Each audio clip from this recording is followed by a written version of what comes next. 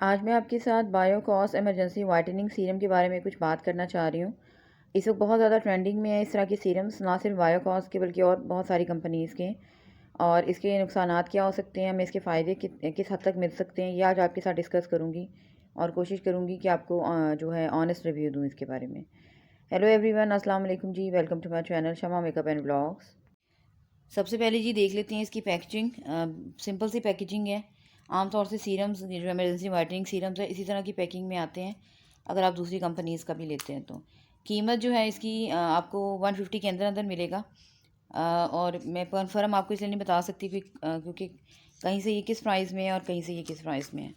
Packaging इसकी देख लेते हैं। बिल्कुल वैसे ही जैसे इंजेक्शन्स होते हैं उसी तरह के कंटेनर में, छोटे से कंटेनर में है। अगर मैं आपको इसको कंपेयर करके दिखाऊं तो ये जो वाइटनिंग कैप्सूल्स होते हैं ये काफ़ी हद तक इससे मिलते जुलती चीज़ होती हैं, लेकिन ये थोड़ा सा थिक होते हैं, ये थोड़ा सा लिक्विडी फॉर्म में होते हैं, फॉर्म में होता है ये जो सीरम होता है। अब दोनों के यूजेस आपको बता देती हूँ। आमतौर से बायोकॉस की जो ये सीरम है, बायोकॉस की जो वाइटनिंग क्रीम है, इसके अंदर ही इसको मिक्स करके जो है यूज़ किया जाता है, लेकिन मैंने मतलब नहीं लिया। कोई भी फार्मूला क्रीम है, ये भी फार्मूला क्रीम्स हैं जो इसके साथ वाइटनिंग क्रीम आती है बायोकॉस की। तो कोई भी फार्मूला क्रीम हो उसमें आप इसको यूज़ कर सकते हैं।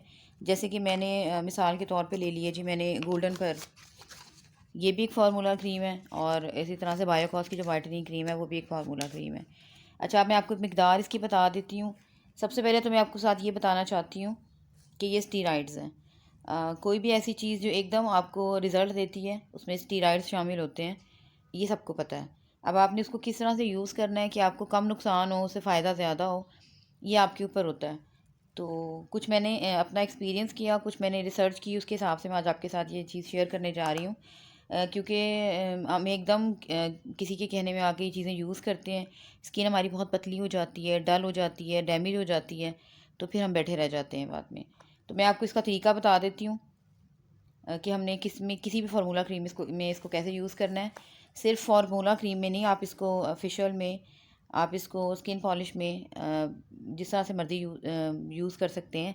लेकिन मिकदार का आपने जो है मेजरमेंट का ख़ास ख्याल रखना होगा।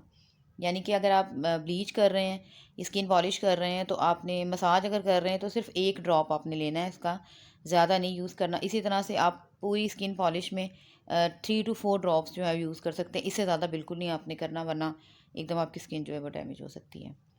अच्छा, इसको खोल लेते हैं और मैं आपको इसकी थोड़ी सी दिखाती हूँ कि ये किस तरह की कंसिस्टेंसी में होता है।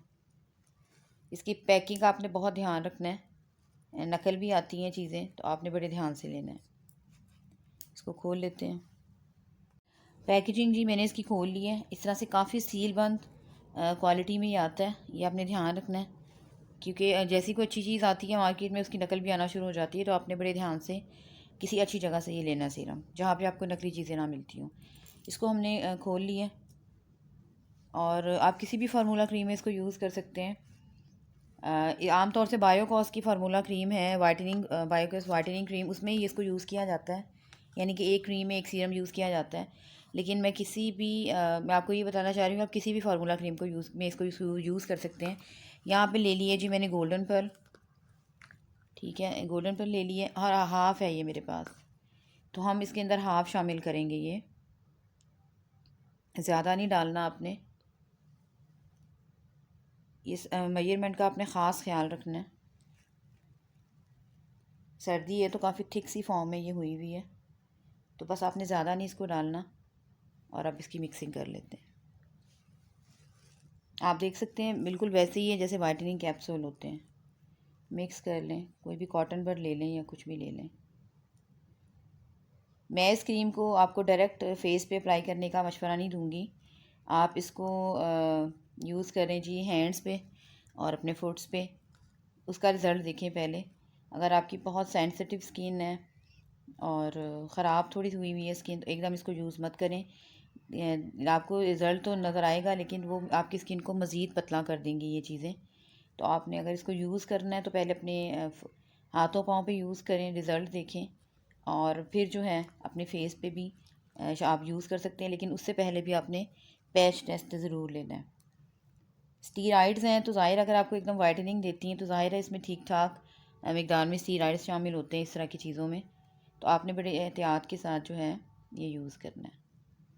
तो बस इसको मैं इस तरह से मिक्स कर दिया मैंने अच्छी तरह से। ये फ़ौरन ही जज़्ब हो जाएगा, बिल्कुल वैसे ही जैसे वाइटनिंग कैप्सूल, बिल्कुल वैसे ही जैसे ब्लीच के लिए, स्किन पॉलिश के लिए हम वाइटनिंग कैप्सूल यूज़ करते हैं, क्लींजिंग के लिए भी कर लेते हैं स्किन पॉलिश से पहले।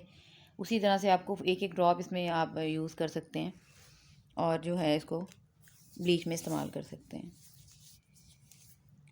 अब मैं आपको वाइटनिंग कैप्सूल जो है उसका भी दिखा देती हूँ कि इसकी भी किस तरह की थिकनेस है।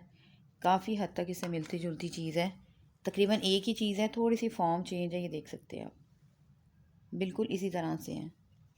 तो हम इसको भी डाल देते हैं इसी के अंदर।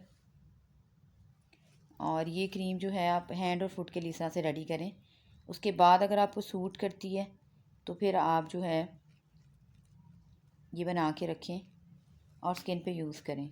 लेकिन किस तरह से यूज़ करनी है ये मैं आपको बता देती हूँ। जैसे मैंने अब ये क्रीम रेडी कर ली है,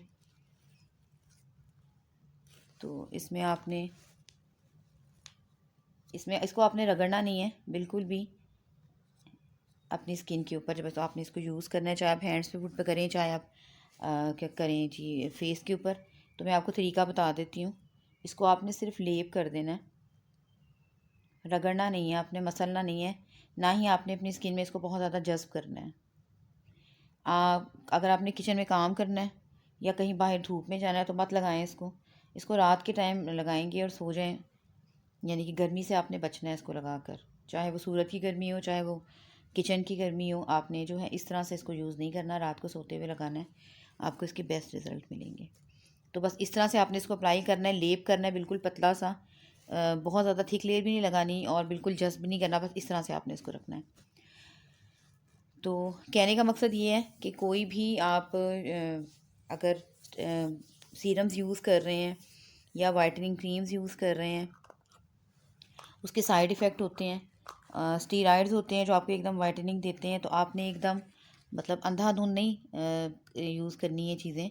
आपने पूरी तरह से समझ कर कैसे इसको यूज़ करना है, कितना यूज़ करना है, इसका बहुत ध्यान रखना है आपने। अच्छा, मैंने आपको कहा है कि 1 ड्रॉप के हिसाब से आप डालें अपनी स्किन पॉलिश में या मसाज में या फेशियल में। तो ड्रॉपर ले लें, कोई सा भी ले लें ड्रॉपर, और सिर्फ वाकई में सिर्फ एक ड्रॉप आपने डालना है। अगर आप फेशियल कर रहे हैं तो अगर आप क्लींजिंग से शुरू कर रहे हैं तो क्लींजिंग में 1 ड्रॉप, अगर आप उसके बाद स्क्रबिंग कर रहे हैं उसमें भी 1 ड्रॉप, इसी तरह से आप ब्लीच तैयार कर रहे हैं तो उसमें भी 1 ड्रॉप आपने मतलब ये डालना है और यूज़ करना है। इससे ज़्यादा बिल्कुल भी आपने यूज़ नहीं करना।